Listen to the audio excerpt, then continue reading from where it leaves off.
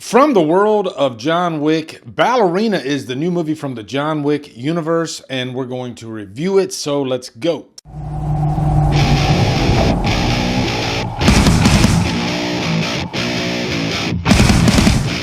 From the world of John Wick, Ballerina stars Ana de Armas, Keanu Reeves, Ian McShane, and is directed by is directed by Len Wiseman. That was not intentional. I'm not leaving.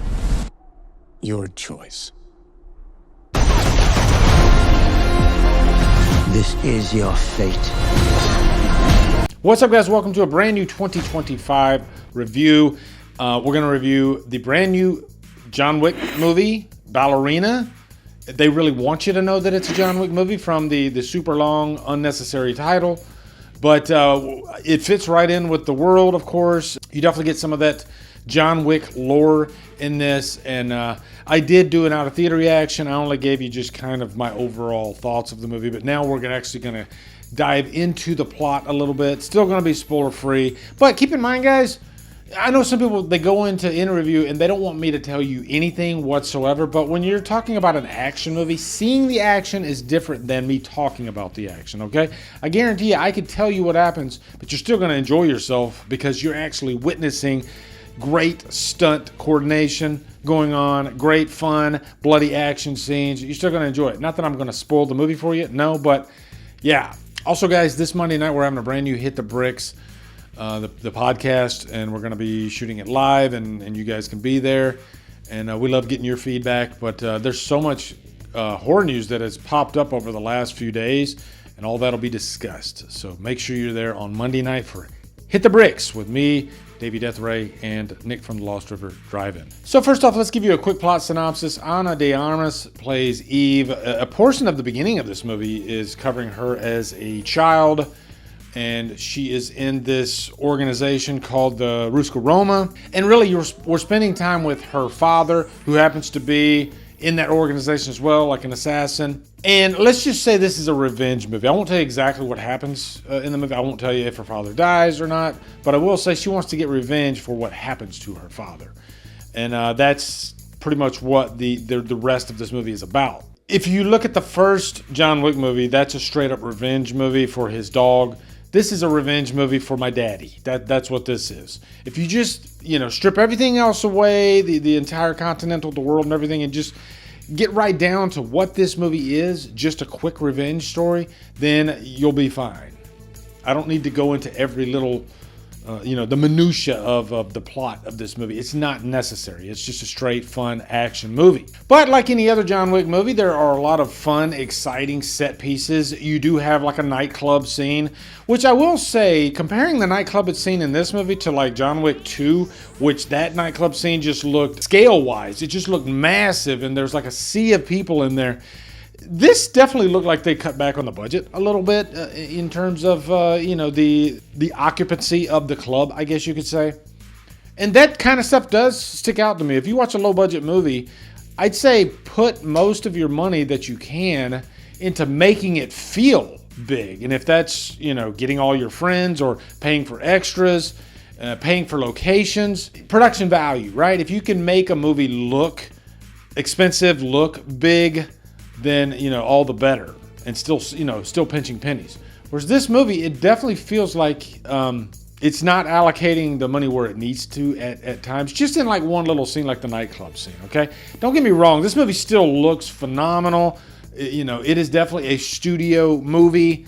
It doesn't look like an independent film at all. Okay, and if anything, this is just a straight up action extravaganza. There is more action in this movie. I don't want to say than all the John Wick movies. This feels more brisk. It feels like it flies by, even though it is over 2 hours.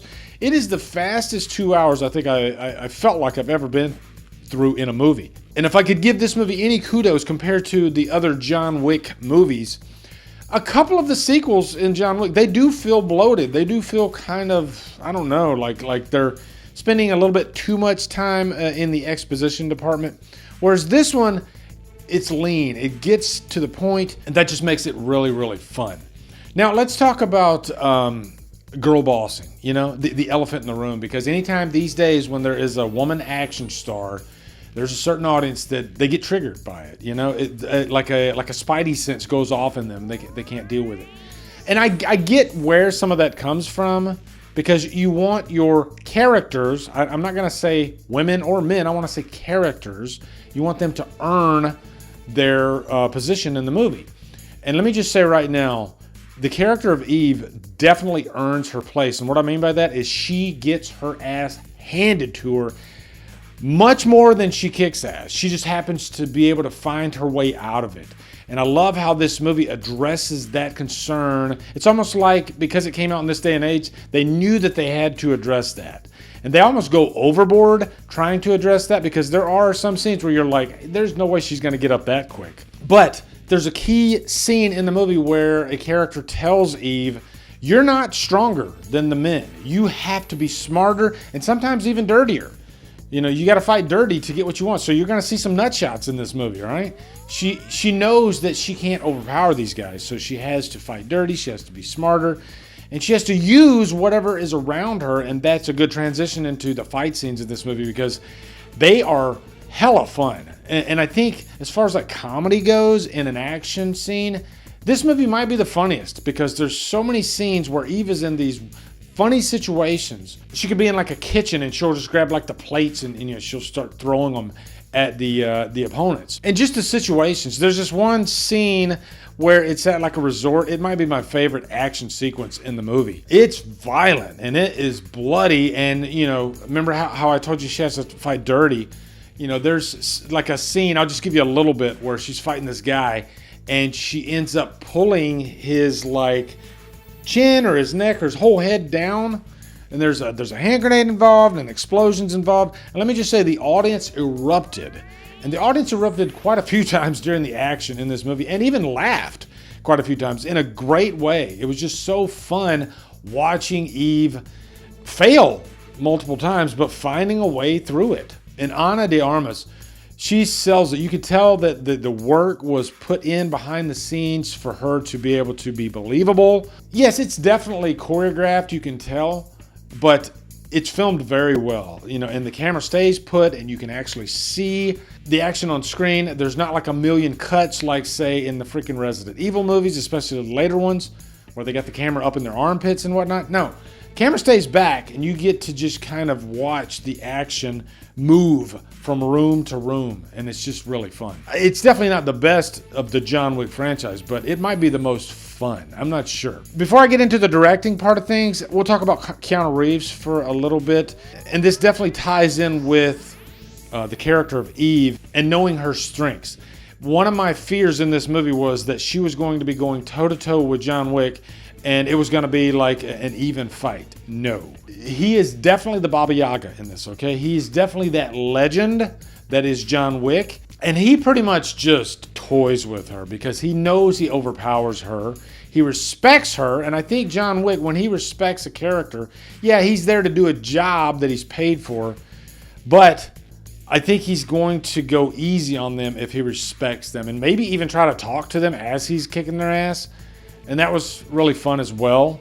But, you know, this isn't John Wick. He doesn't take over this movie. This is definitely Eve's story, and you don't mind that at all. I loved watching Ana work in this. And I think the ultimate test here is I want more Ballerina. I would love to see just a spinoff of sequels to this property. Okay, so let's talk about the direction of this movie. It feels like a Len Wiseman movie, and I'm going to say that there are different stories depending on where you look, coming directly from Len Wiseman himself. I was watching some interviews with him. Well, it is. I mean, it's the in terms of what we took a break, but when we did the first cut, studio loved what they saw. There were scenes that we had to cut out of just the script, just budgetarily schedule. And then when they saw the film and really loved it, embraced it, how about we go and shoot those, you know, some scenes that I know you were passionate about, that you really loved, that we had to take out. So it wasn't reshoots as it was additional shooting.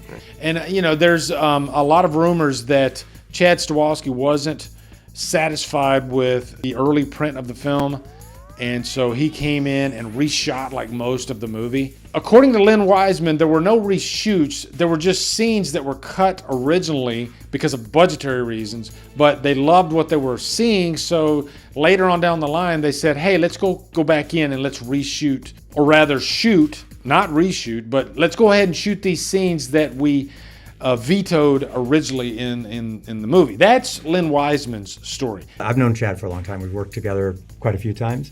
But in terms of the rumors and things that are out there, which are just, I guess, turns into what it is. The personal thing for on the second leg of the shoot, I had a health situation, had to go into the hospital. So luckily Chad was there, and we talked through in terms of some of the stuff that he'd be shooting until I got back. Now, I know Hollywood can be very diplomatic, and you can't believe everything you hear. And there were test screenings of this movie, according to reports, and the test screenings didn't go that well. So I sort of believe the more tea spilling story, I guess, the more dramatic type of story, because we love drama. But I will say, again, watching this movie, and I didn't know about all this drama until after I saw the movie, when a lot of you guys were commenting in my out of theater reaction.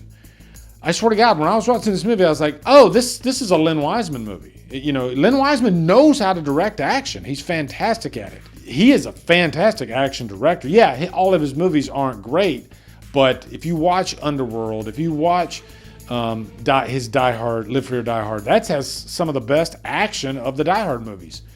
You know, and then, you know, I was talking about his Total Recall remake. It's a fun little action movie. It might not be that great, but action-wise, it has some really cool setups. And I do think Chad Stahelski and Len Wiseman, they do have sort of a different style, and I think Len Wiseman's style might be more on the fun side of things, for lack of a better word, whereas Chad Stahelski, he gets more gritty with his fight scenes, more violent, although this does have some very, very violent scenes. So what do I know, right? Maybe, you know, because I knew that Len Wiseman directed the movie, my mind was telling me, yeah, that looks like a Len Wiseman movie. So, I don't know what the actual story is. There's your side of the story, my side of the story, and the truth, you know, as they say. As far as any cons go, yeah, I didn't talk a lot about some of the other characters. You know, I don't think the Continental is delved as deep in this movie as it is in some of the other John Wick movies. Didn't really talk about Norman Reedus that much. I think he has sort of a smaller part in the movie. He's trying to protect his daughter. It's kind of a little subplot.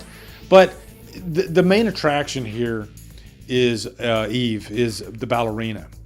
And you could also say, if you're like, oh, I love, ballet type, movies, go watch White Nights, okay? Because this is not that movie. Yeah, it opens with a little bit of a ballet type sequence, but no, this is a full-blown action movie is what this is, all right? Also, real quick, so many of you guys have bought this book. A lot of you guys have sent in pictures of you holding Delilah versus the Ghastly Grimm, and I really appreciate that.